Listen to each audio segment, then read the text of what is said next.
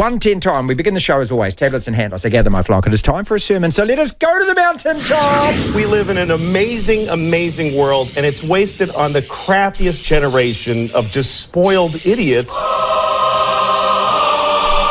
Hip hip hooray! The latest, greatest, worst kept secret in New Zealand rugby was finally revealed yesterday with the naming of those All Black assistant coaches for next year.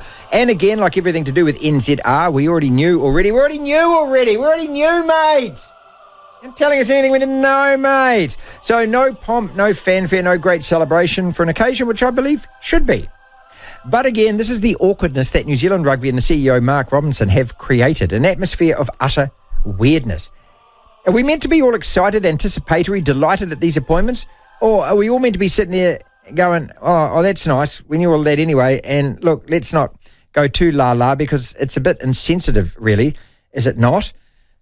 Insensitive to Fozzie and his crew. He's still the coach, and he's there to guide us to a World Cup win because that's what we want, isn't it? We all want that, don't we? Feels like we're dancing on his grave a little bit here, doesn't it?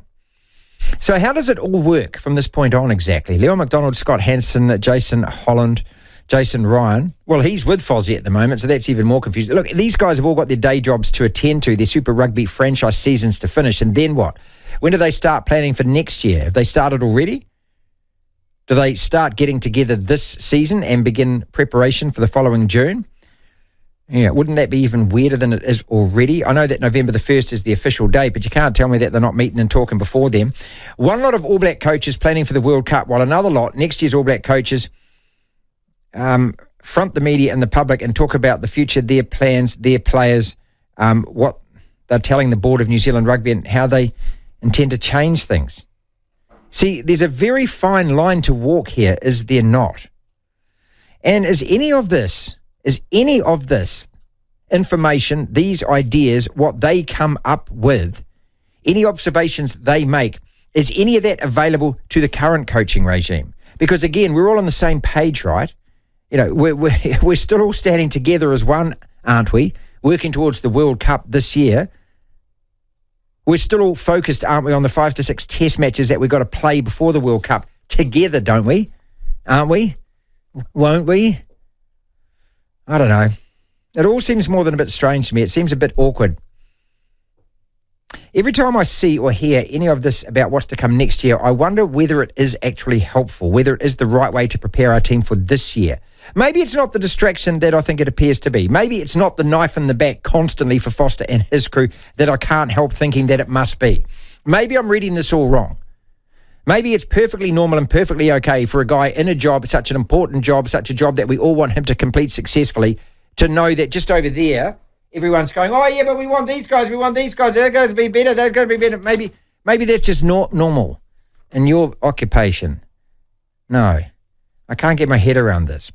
Should there be a robust exchange of ideas of planning tactics between the two camps? Would that be more of a hindrance than a help to Ian Foster?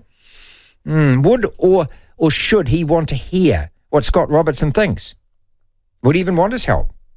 And if not, then doesn't that just signal even louder what a divide there is at the very top of New Zealand rugby among the best and brightest coaching brains that we have? Again, is what I'm talking about. Is this good for the All Blacks right now? How can any of it be good for the All Blacks and this year's World Cup? Look, it might not mean anything. It might be a big fat nothing, but it could also be a big awkward something.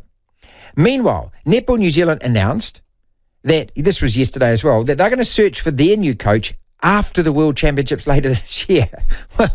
What? Why would you do that? Why would you wait till after the World Championships to begin your quest for a new coach? Because that's the normal way that teams and countries go about this. Not like you, Dame Patsy, telling us that every international team operates like this, like New Zealand rugby does. No, they don't, Dame Patsy. And I say with all the love in my heart, can you please go back to Government House and give the governance of our national game to somebody who actually has a clue about what they're doing? So well done anyway to the newbies for next year, the new All Blacks assistant coaches. It's a great day for all of those guys. Congratulations. Yes, it does feel weird, and I just hope that it actually isn't just another unwanted distraction.